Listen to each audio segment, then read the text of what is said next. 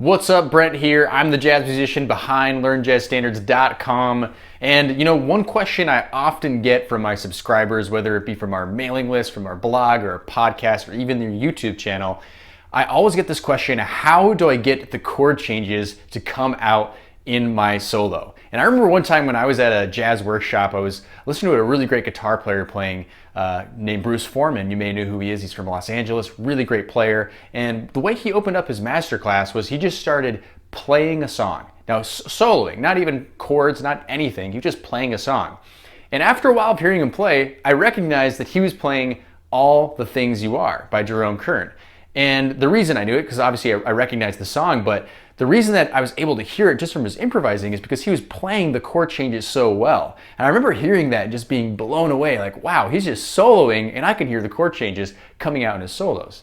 Now, there's a lot of reasons why Bruce was able to do that so effectively, right? Learning jazz language, a lot of other techniques if you want to actually break it down into theory. But one thing is that he definitely knew where the money notes were. And those money notes are what we call guide tones. So today's video is all about learning how to navigate chord changes by looking in and discovering the guide tones to each chord and how they can connect together in a chord progression. So I'm going to go over to the computer. I'm going to tell you a lot more about guide tones and what those are.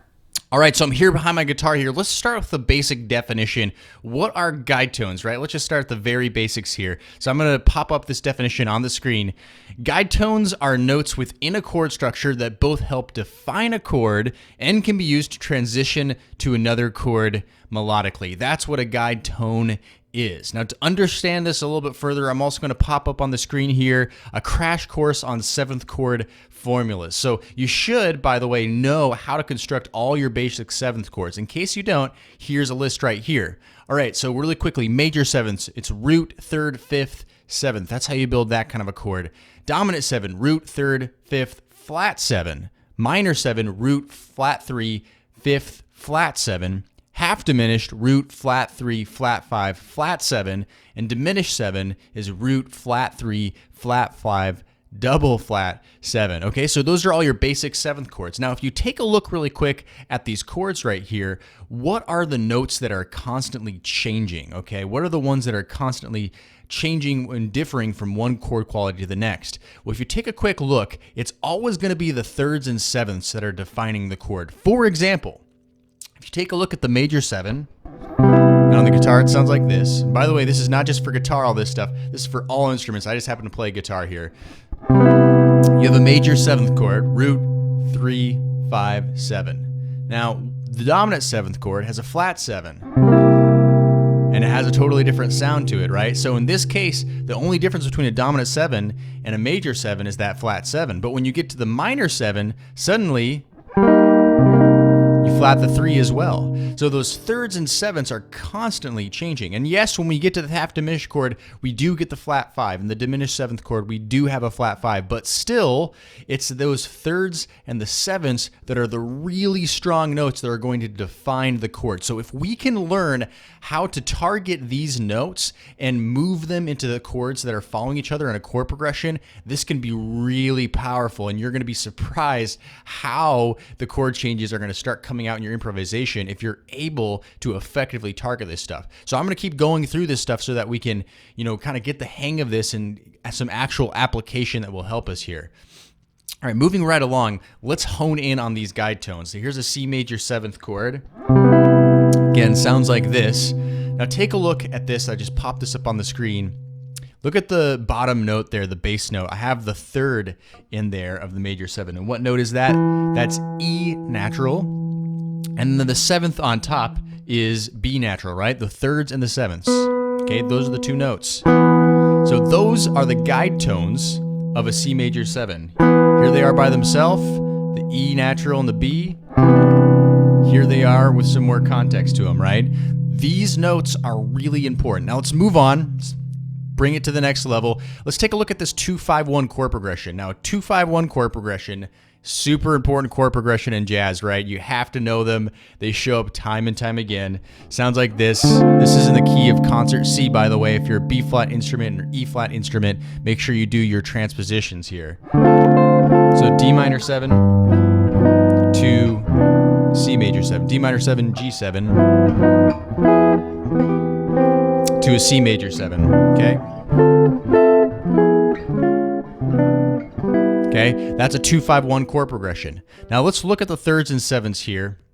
Starting on the D minor 7, okay? The third is in the bass, it's F natural, and the seventh is C natural, okay? Sounds like that. Now let's take a look at the G7, the fifth chord, the 5 chord rather. The seventh is F, B natural is the third. And go to the 1 chord C major 7, we just went over that one. E natural is the third, B natural is the seventh. So if I play this example, it sounds like this.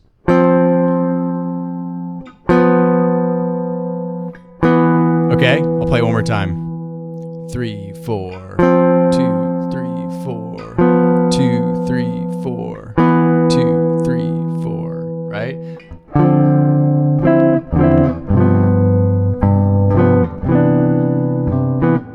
Right, you can kind of hear that, right? When I added the other chord tones in there, you can still hear those thirds and sevenths underneath all that. They're really tying things together. It's kind of like, you know, it's kind of like the frame of a building, right? When we see them building up those huge skyscrapers, well, at least I see them a lot because I live in New York City. So I don't know where you live, but if you've ever seen someone building a big structure and they've got all this wire frame and big steel, you know, bars going up through, those things are really holding this thing together, right? And the foundation sits at the bottom. That's like the thirds and sevenths. It's like the guide tones here. All right, let's move forward. All right, so here's what they look like separated out, okay? So now we're not playing them as chords anymore. We're separating the thirds and the sevenths away from each other into half notes. So we have the third, seventh, third, seventh, third, seventh. Now, could you still hear the 2-5-1 when I did that? You probably could.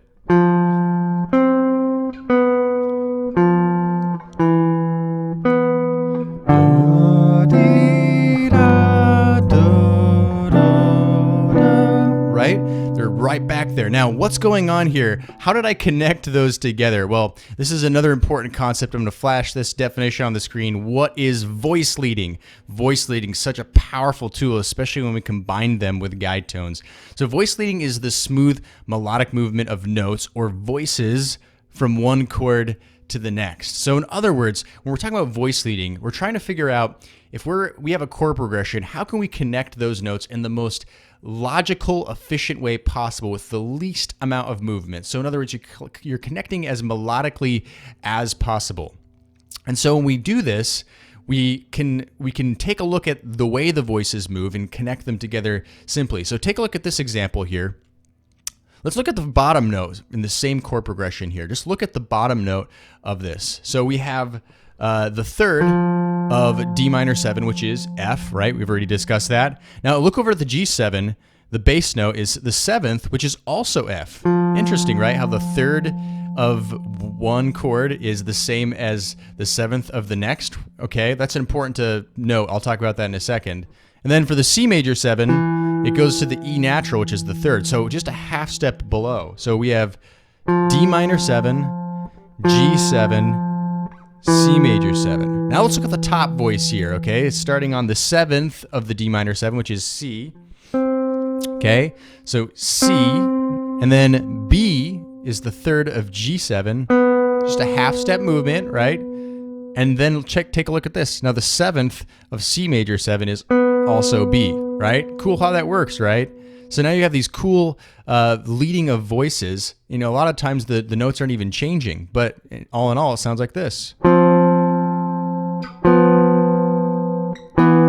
Okay, that's called voice leading, super important. And what happens is when you're cycling in fourths like this, which a lot of jazz harmony does, and the most classic example is the 2-5-1. Okay, those bass notes, they're cycling in intervals of fourths. And when that happens, you're going to get this situation where the third of one chord is the same as the seventh of the next chord. It's kind of a cool thing. And, you know, check me on that. It's a really cool rule that's kind of pops up there. And that's something you're really going to want to hone in on. Okay, take a look at this melodic line really quick. This kind of, this is kind of taking this idea of connecting those sevenths and thirds, and that idea of voice leading and really outlining those guide tones. So it's a simple melodic idea, but here's what it sounds like.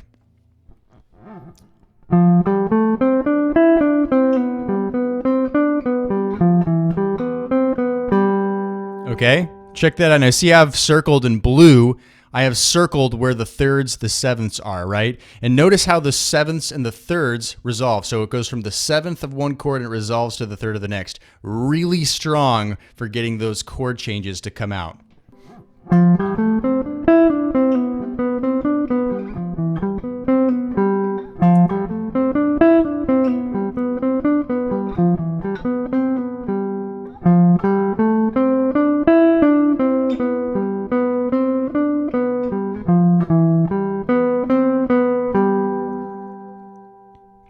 Okay, so cool little melodic line, and you can see how those connect together, right? That's really putting those guide tones and voice leading into action into a melodic situation. You could hear those chord changes come out. Right? Okay, now this next thing, I'm going to pop this up on the screen here. This next thing is I'm taking the jazz standard, All the Things You Are by Jerome Kern, and I'm basically writing out the guide tones over the entire form, and I am voice leading all of them. And I'm gonna play a track that's recorded with a piano playing this, just for a different kind of context here. And you can really see and hear how all of this connects. It's really a brilliant thing. Check it out.